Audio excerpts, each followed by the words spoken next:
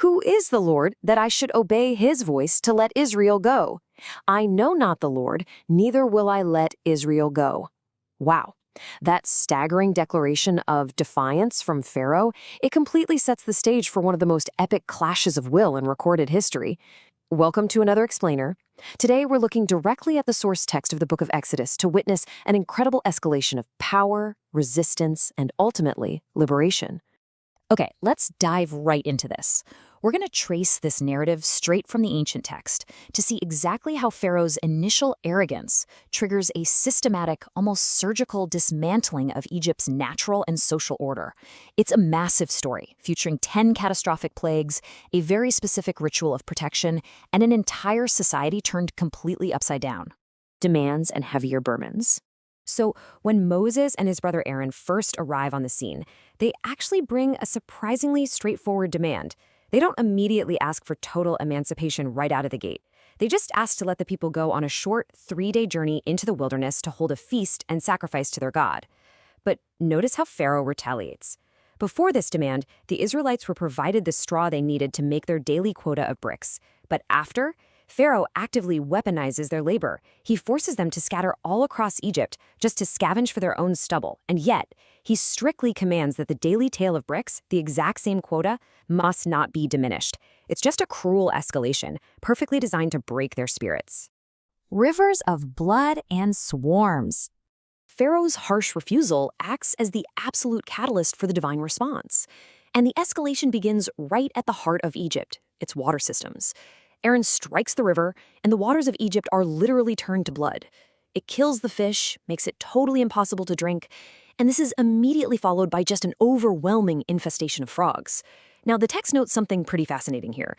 The Egyptian magicians were actually able to replicate the frogs using their own enchantments. But when the dust of the earth is turned into lice, that is where human magic completely taps out. The magicians fail, forcing them to go to Pharaoh and ironically admit this is the finger of God. But true to form, Pharaoh refuses to listen, bringing on these grievous swarms of flies that utterly corrupt the land. Pestilence, boils, and hail. At this point, you really have to notice that the plagues are shifting from, severe nuisances to catastrophic economic ruin. This is an absolutely crucial insight. We are watching the systematic dismantling of Egypt's food supply and its infrastructure. The text describes a very grievous murrain, basically a deadly pestilence that just wipes out the livestock of Egypt. Then absolute physical agony strikes as boils break forth on both man and beast. And if that wasn't enough, we get an apocalyptic weather event. We're talking a storm of unprecedented, heavy hail, mingled with fire, running right along the ground, smashing every herb and breaking every tree. And yet, the recurring motif holds true. Despite all this devastation, Pharaoh's heart just remains hardened. And this brilliantly illustrates a vital turning point in the text. The source explicitly states that a physical division was made. While the rest of Egypt suffered total devastation, the Israelites residing over in the land of Goshen were completely protected. There was literally no hail there. And this really matters because it proves this wasn't just some random natural disaster. It was a deliberate, highly targeted display of geographic separation, all to prove a point to Pharaoh. Locusts and thick darkness. We now enter the grim aftermath of the hail. The land is battered, it's bruised, but Pharaoh still resists. So Moses stretches out his rod, and an east wind brings an unprecedented swarm of locusts that consume every single green thing the hail had somehow left behind. It's total agricultural annihilation. And this physical destruction is immediately followed by deep psychological terror. A darkness so thick, the text literally describes it as a darkness which may be felt. For 3 agonizing days, no one could even see one another, and no one rose from their place. Just think about the state of Egypt at this exact moment. The water, the livestock, the crops, the very light of day, all of it has been systematically deconstructed, gone. Yet Pharaoh still threatens Moses with death, which naturally leads us to ask, what would it take? What could possibly, finally, break Pharaoh's resolve? The Passover instructions. Let's see how this builds, because with Pharaoh's final refusal, the 10th and absolute most devastating plague is announced, the death of the firstborn. But right before this midnight strike occurs, highly specific instructions are given to the Israelites. They're commanded to take a male lamb without blemish. Then they have to strike the blood of that lamb on the 2 side posts and the upper doorpost of their houses. Finally, they're told to eat the roasted flesh that very night, but to do it in absolute haste. Loins girded, shoes on their feet, staffs in their hands. They are quite literally packed and ready to flee at a moment's notice. And this brings us right to the very definition of the Passover. As the text lays out, the blood on the doorposts acts as a physical token. When the divine destroyer moves through the land of Egypt to execute this final plague, that blood signals the destroyer to literally pass over the Israelite homes, entirely sparing them from the catastrophe unfolding all around them.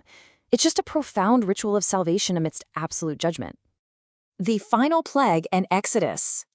So we reach the terrifying climax of the narrative. The Passover is observed by the Israelites while the rest of the nation faces the midnight hour. The text delivers this heartbreaking reality. And Pharaoh rose up in the night, he and all his servants and all the Egyptians, and there was a great cry in Egypt, for there was not a house where there was not one dead. It is an unprecedented tragedy of scale that finally, ultimately, shatters the resistance of the Egyptian ruler. So the absolutely crucial point here is that following this ultimate disaster, Pharaoh completely surrenders. He calls for Moses and Aaron while it's still night, and his tone, it's completely different now. He urgently commands them to take their flocks, take their herds, and just get out. The Egyptian people themselves even press the Israelites to depart in haste, completely terrified, saying, "We be all dead men if they stay."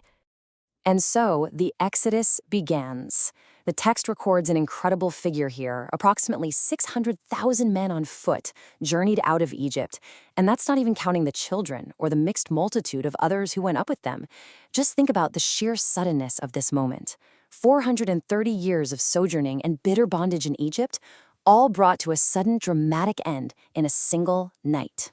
The Israelites literally march out of a land that has been thoroughly dismantled, economically, agriculturally, and spiritually. Which leaves us with this final, really profound thought to ponder. How does a society, whether it's the one left behind in ruins or the one newly liberated and heading into the wilderness, rebuild after witnessing the absolute deconstruction of its power and natural order? Thank you so much for joining me on this explainer today, and as always, keep asking those big questions.